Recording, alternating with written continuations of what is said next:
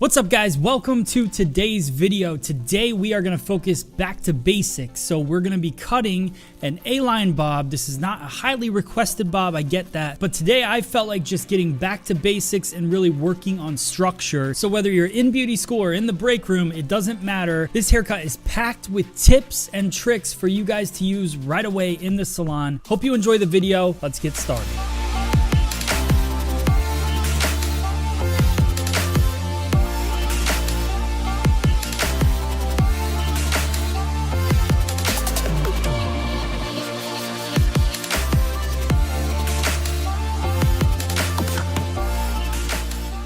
Welcome to the video, guys. Today what we're going to focus on is something that is a little bit more of an exercise for me. It's going to be a full haircut. It's going to be a graduation triangular shape, so it's going to go forward kind of like an A-line bob. The reason I'm going to do this, it's a symmetrical cut, very foundational. This is not a highly requested haircut in the salon currently, but the reason I like doing it is because it really focuses on balance and working on shape and really your finger angle, everything. So I'm doing this more as an exercise. I really just wanted to cut a bob today, so we're going to go through and cut it. So sectioning is simple, all the way down the center, all the way down center back. And then I section from the occipital bone over to behind the ear. And then I start right in the nape and I take diagonal forward partings, really following the jawline. And that's the goal here. Now, as an exercise, or if you're a student in hair school or you're somebody that just is trying to better their haircutting skills, it's really important to focus on three different things. The first one is your elevation. Second one is your angle, finger angle. And then the third one is your partings. So focus on how are you parting the hair, and is your finger angle parallel to that parting, because that's what I'm going for in this cut. I want the flow of the weight to kind of move with the jawline, and that's going to make the end result of this cut really nice. So also I want you to notice that I don't worry so much about the hairline. I've talked about this in multiple videos, but people get so worried that their haircut right away isn't looking like that really hard, strong line that they see on the internet or in old haircutting books and all that. You don't have to worry about the hairline right away. So think about the angle that you're trying to achieve, and then make sure that your finger angle reflects that. So continuing through the right side. Now, this is the thing that changes. So my fingers were pointing up in the beginning of the left side. Now my fingers are pointing down. This is how I like to cut a graduation. This is how I learned it. It's more comfortable for me. Some people like to keep their fingers pointing up the whole time, or will scoop the hair more. I like pushing the new hair into the guideline. So I've seen it successful both ways, but for me, it works the best to really just focus in and comb the hair consistently every time. My finger angle is easy to keep, but the combing of the hair is what makes hair cutting so difficult. For me, what really separates a good hair cutter and a great hair cutter is how well they comb and section. So because the better you comb, the better you section the hair, the cleaner your work, the more consistent your work's going to be. So now you notice that I've moved about 2 inches up on the head. I'm not going too extreme. I like to go whatever is about half my finger, but I'm also looking at the head shape. So you notice that I put the comb on the head and I work and I figure out how that head shape is moving, because that's really going to play a big role or key role in how my graduation looks and feels. So notice that 90 degrees is now shifting up. If you look at 90 degrees out from the head, all the way around the head, you're going to notice that the nape, it's more down. And then obviously as you work up past the occipital bone, 90 degrees is more out. And then when you get to the top of the head, obviously 90 degrees is pretty much straight up. So understand that 90 degrees is going to give you a seamless layer. Anything from that and above, you won't see a weight line, right? So anything below 90 degrees, you will get a weight line. So as I'm going through and cutting this graduation, I obviously want a weight line, but I don't want that weight line to be too heavy. So that's what's really going to separate your haircuts from everybody else's. When you learn in beauty school 45 degrees is a bob, that's not necessarily the truth. I mean, it is a bob, it's a graduation, but it's not necessarily exactly exactly the angle that you want to take, because somebody that has a high density of hair, a lot of hair, they're going to have a super thick bob if you cut it at 45 degrees, that maybe where the weight's not sitting the most flattering on their head shape. And then somebody with really fine hair, it might not kind of build up the shape that you're looking for. So you really got to understand the density, you got to understand the head shape, and then how your finger is angled. So again, I switch, now I'm pointing down, but you could see that buildup of weight. So where I want you to really focus in right now is how my finger angle is kind of curving into the jawline, and then you see exactly where that weight starts to sit. So where the tip of my finger is where that buildup of graduation starts, and then it gets heavier and heavier as it gets to the inside of my finger because of the head shape, right? So as the head shape is curving up, my angle is getting more extreme. It's getting lower. It's a lower elevation, so you end up with a heavier shape. So now I move up the head shape again.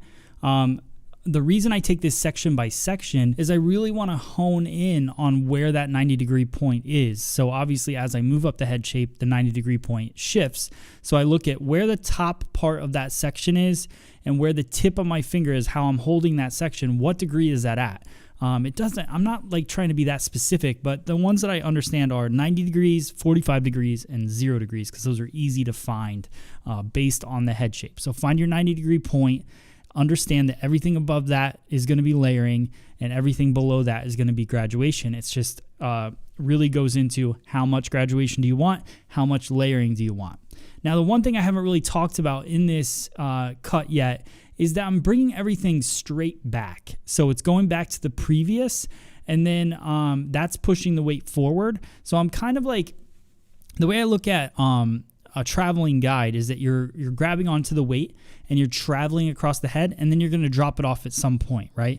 Because no matter what, wherever you cut hair, at some point it's going to drop off weight.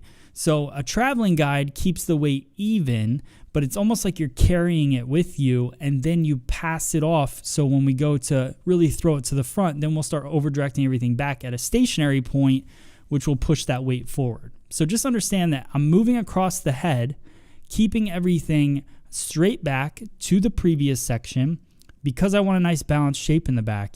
And then when I want it to go triangular, that's when I'm going to go into a stationary guide, which will happen in the next section.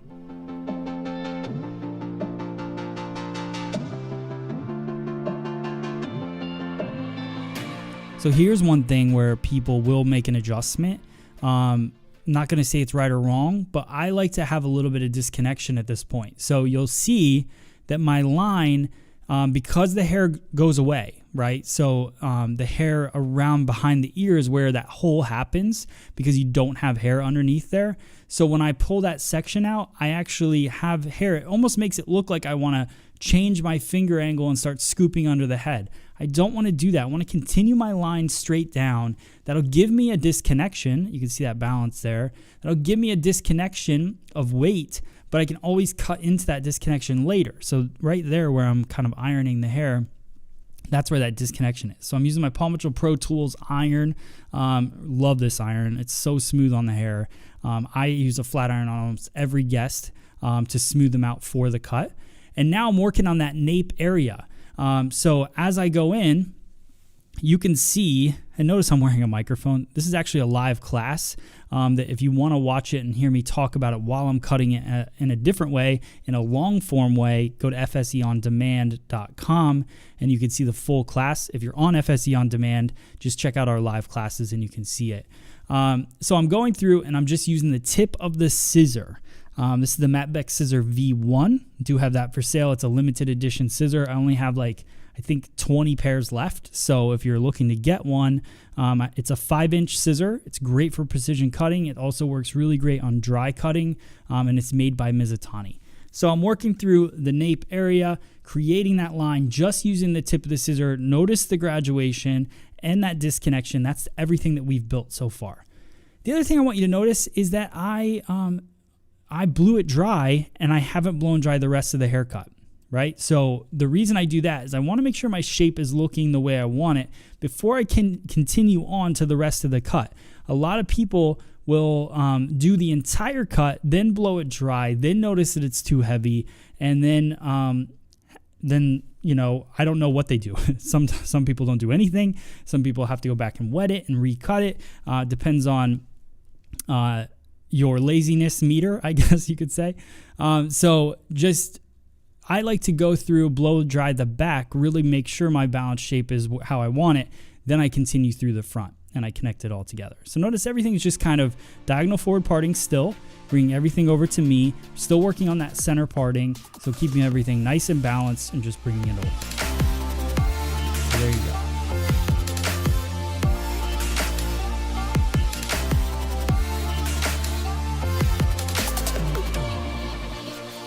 So notice I am wetting it down still. There's, you know, you don't want to cut wet hair onto dry hair. You could, but just to make sure that you have that same tension, same elasticity in the hair, you wet it down just a little bit. So diagonal forward, mimicking what I want my finger angle to be, kind of how I'm working with that jawline. So that's how I know I'm going to get a balanced shape.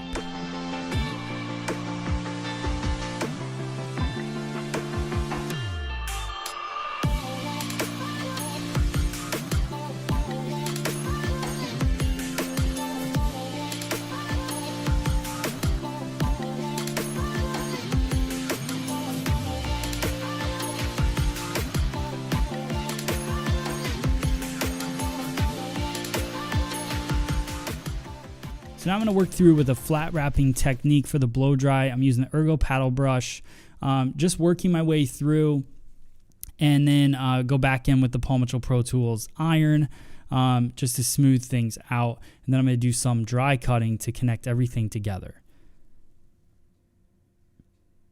Notice my iron work, I take pretty much the same type of partings, and then I work that iron with the head shape. So a lot of people just kind of flat iron the hair out. It's what I've seen when teaching classes.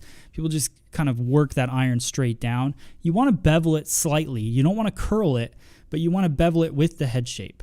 Now I go in dry cutting technique. I like to take out a little bit of weight. You guys know I love the tease cutting technique. If you haven't seen it, look it up on my channel on YouTube or on FSE On Demand. Just type in tease cutting technique and you'll see some videos on it.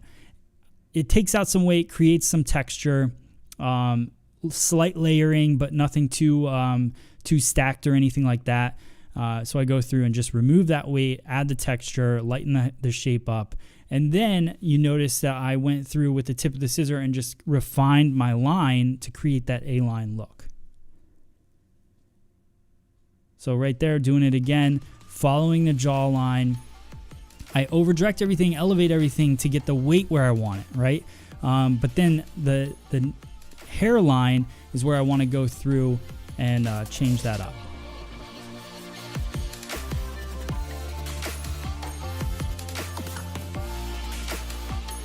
So there we go, finishing up the haircut. You can see, nice shape. Like I said, this is a classic shape, so you could alter it. You could make it a little bit longer, make it a little more modern, but this is my take on a nice classic A-line bob. Hope you guys liked the video. Let me know in the comments if you have any questions. Thanks for watching. All right, guys, and like always, if you made it this far, let me know in the comments. I'd love to hear that. And make sure you subscribe to the channel. I got new videos coming out almost every single day. And if you guys are looking for some new tools, go check out freesaloneducation.com. Go to our online store. You can pick up the scissors, combs, clips, everything you see me use in these videos, you can purchase right on our store. So thank you guys so much for watching. I will see you guys on the next video. Thanks.